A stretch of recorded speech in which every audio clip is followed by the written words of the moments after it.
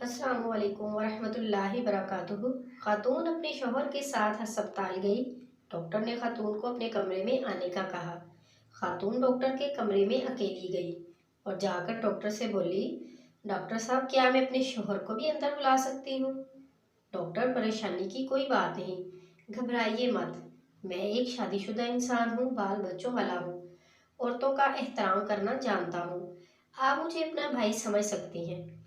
मेरी नज़र में आप बड़ी बहन हैं। मुकम्मल इत्मीनान रखिए। पेशे के हाथों मजबूर हूँ, वगरना किसी को आंख उठाकर भी नहीं देखता।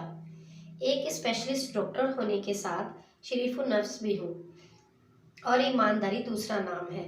वफादारी मेरे खून में शामिल है। डॉक्टर साहब बुखलाहट में नॉन स्टॉप बोले चले जा रहे थे।